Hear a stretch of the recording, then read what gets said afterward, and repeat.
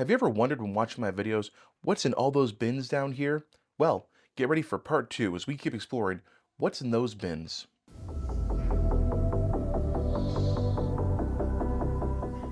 We started this series a few weeks ago because I had no ideas for a good video and I thought to myself, I would be curious to see what's in these bins if I was watching these videos. So we ended up going with the Game Boy Color and the Game Boy Advance bin with all the PSP games. That was cool.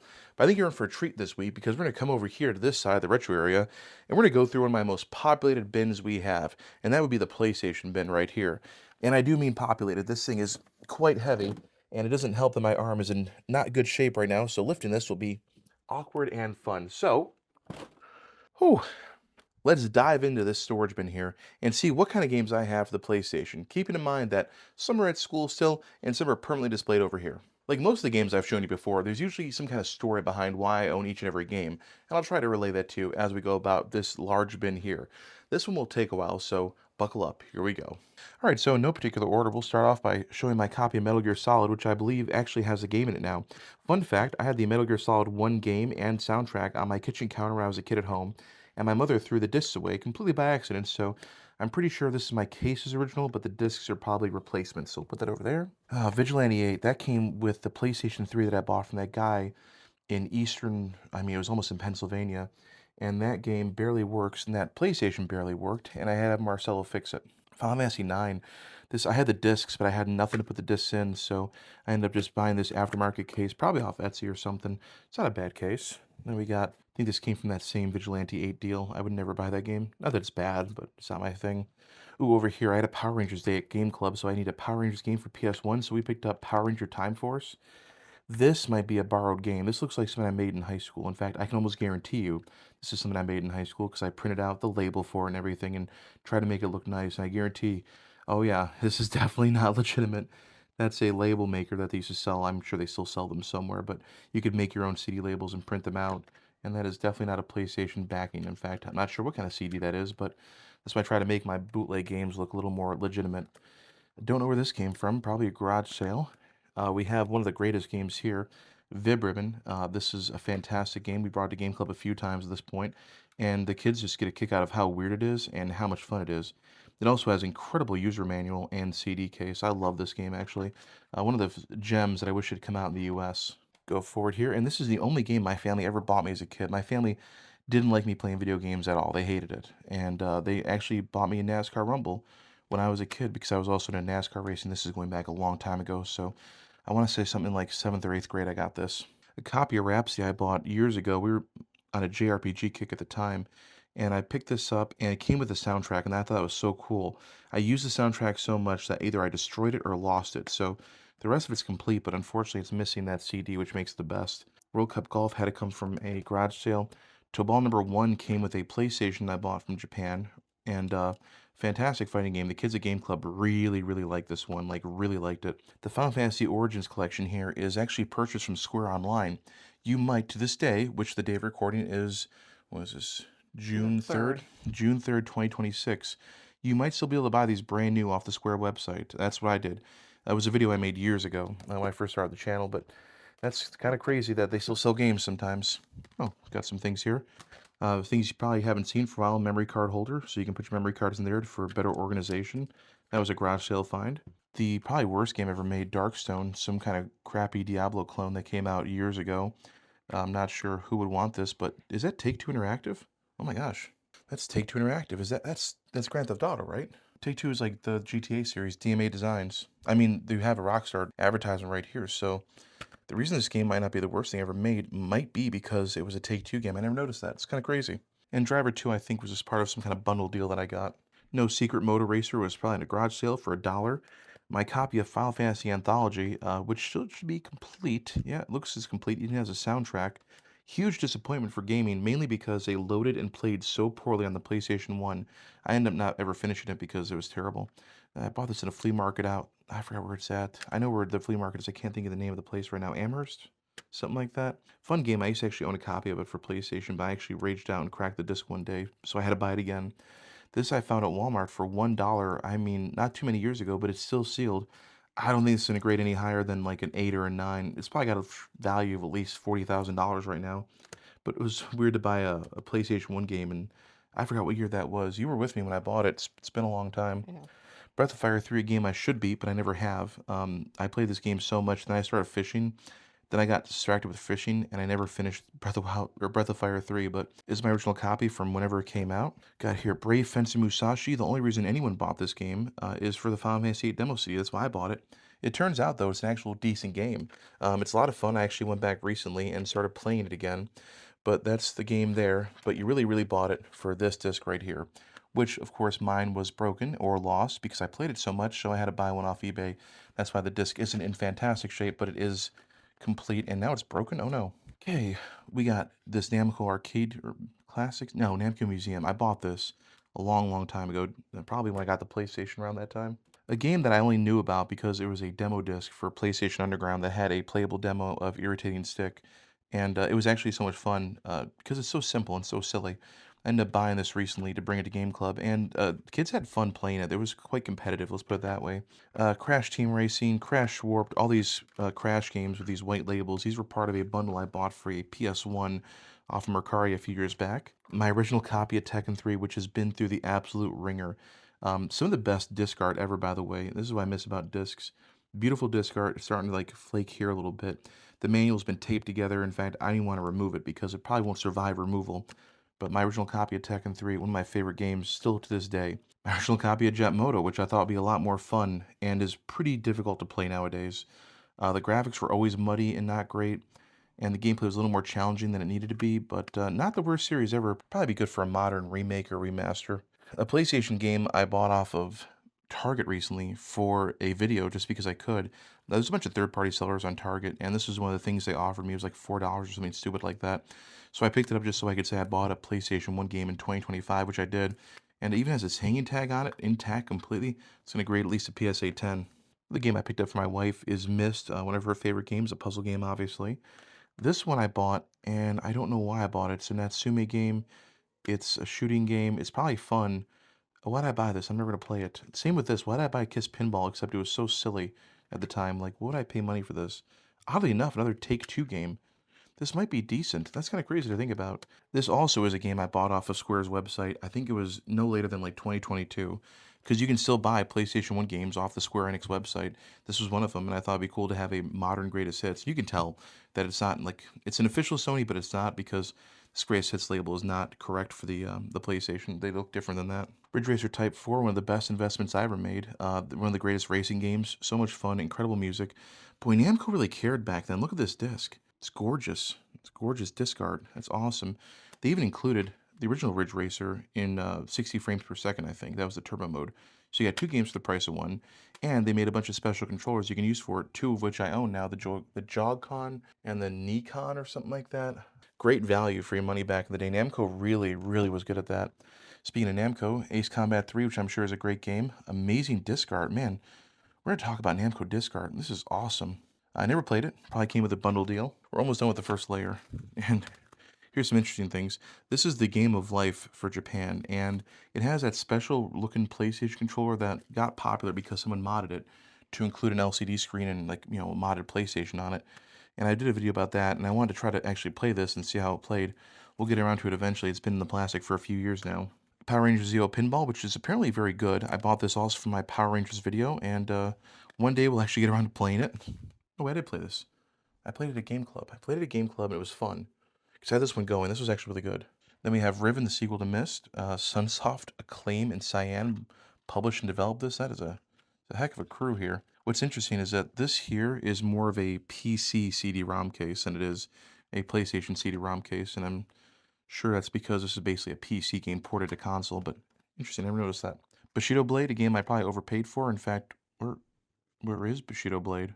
Well, that's a problem for later, I guess. $40 for a game I don't have. Great. DDR Disney's Rave contains the real manual, the real back. Everything's real about it, except for the disc inside. Now, it's a quick story time here, if you don't mind.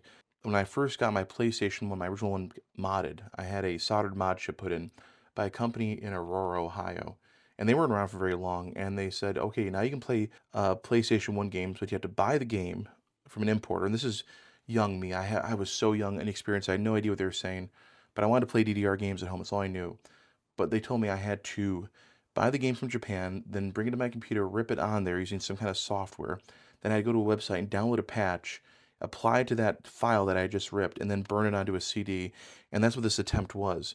And then the problem was it was basically like a legit CD, so the PlayStation wouldn't even read it.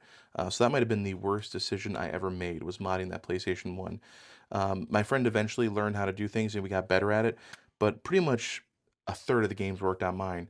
He ended up going for the route with a mod that just required you to put a spring in the back of the CD, like location sensor area, which if you know have a PlayStation 1, you know what that is, and put that little box in the back on the serial I/O port. And his worked a lot better than mine did. And this is the first failure, and it was an expensive failure. This was not cheap back in the day, and I keep it not because I have a use for it.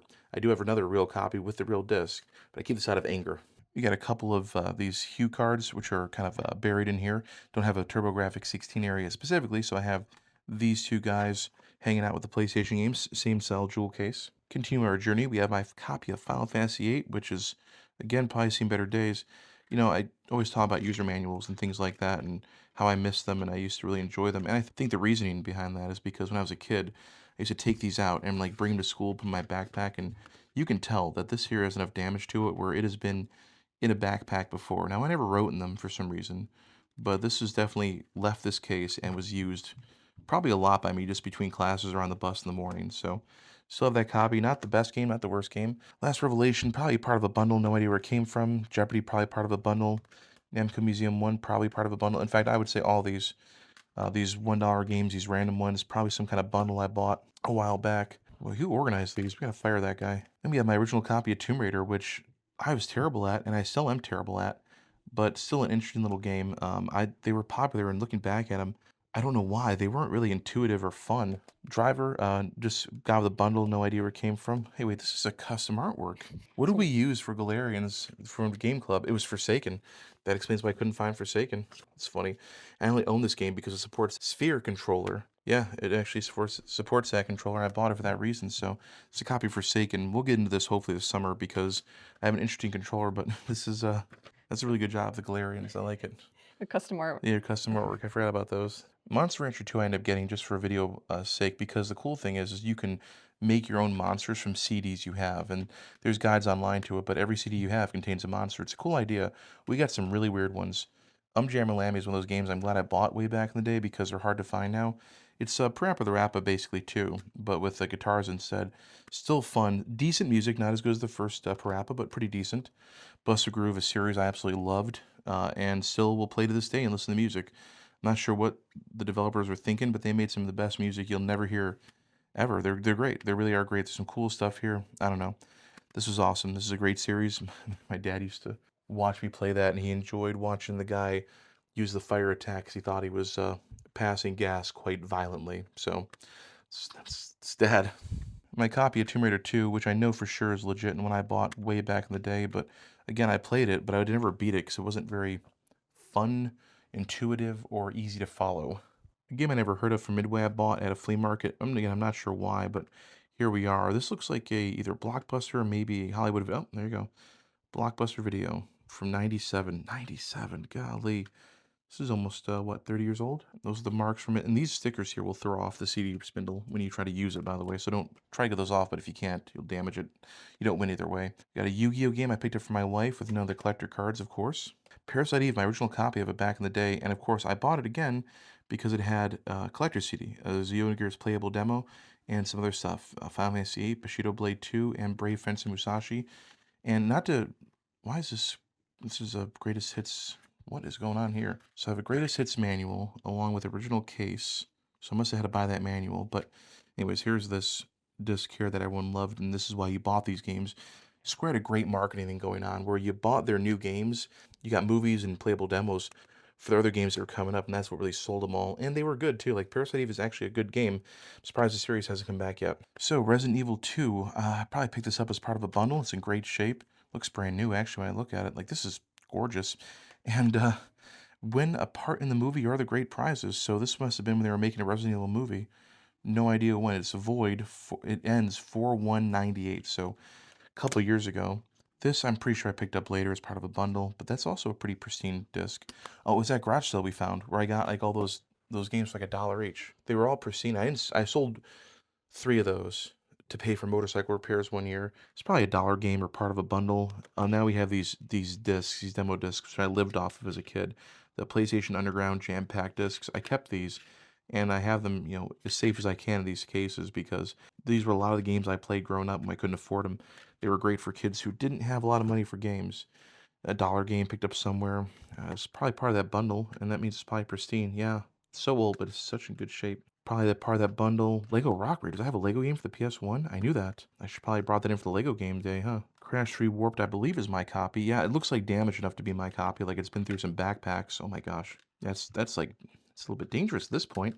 You got Dance Dance Revolution Economics I bought. I know I bought this mainly because it's got the sticker on the back, and that's something I would have done towards the end of my collecting days when I was a kid. So got that one there, and then we have Rascal, which is horrible, I've heard, but early Traveler's Tales game. Another random game I bought, Hugo the Evil Mirror. Not sure why I bought this for $5, but part of the collection now. This is definitely a dollar game I picked up somewhere. Same with this one here. I bought this, and I'm not sure why I bought this. It was only $10 at half price books. I think it's because it was one of those weird games where they have one disc, but it's a two-disc packaging for some reason. Even it says it's only one disc, and there's a PlayStation logo there, so that's definitely different. Why they would do this, I have no idea. It certainly didn't save any money, but I gotta be careful with this because these are probably harder to find. Not that it matters, it's gonna be worth a lot of money, just need to have. Copy of Frogger, not sure when I picked this up, probably for my wife. And a copy I picked up for $7 of Tobal number 1. I think I have probably one disc here, and then of course it came with that Final Fantasy VII interactive sampler CD, which again is the reason why everyone was buying these games. You saw that it had the sampler CD included. This is way before the internet. This is the only way you can actually play and get your hands on some of these games that you would at best see in magazines every once in a while. So these here, worth their weight in gold as kids. I always said that I got these things for a good price, and I did actually pay the $6.99. This is on Stowe, Ohio, Dura Road, Blockbuster. This is back when I was going to Kent for college, and it was back then because this says 2004 was the date on this. 5/08/2004. That's crazy. $7 for a complete copy. Well, it's not complete, missing a manual, but a copy of Tobal number 1 with the disc. That's good stuff. Frogger 2 we picked up for my wife, I'm sure. And then we have Tobal number 2 I picked up for the kids for Game Club because we couldn't get. We had Tobal number 1. I knew there was a second one that never got released in the US, so I just went ahead and bought the Japanese version, and I have ways of making that work, so we brought that into Game Club. They loved it. And finally, some of these long box games. This is DEF CON 5. Even has the manual. It has a little piece of foam that holds it in, and it has the disc in there. Pretty good shape, actually. We have Ridge Racer, which is breaking, so I'm going to close that. Battle Arena Toshinden. We've got Air Combat. These are the old style PlayStation cases. Then we have Panzer General, $24.99. Sorry, no instructions, but it has the foam. That's good to see. ESPN Extreme Games 2. This is probably awful. Like, it's probably really terrible. And then we have Bust a Move 2 Arcade Edition with some of the most bizarre cover art I've ever seen. What is going on there? Miscellaneous stuff here, but maybe interesting. I have another copy of Driver 2 for some reason, Disc 1. Not sure what I'm going to do with that. This game here was reviewed really well in a magazine, and it was going to be for like a lot of players.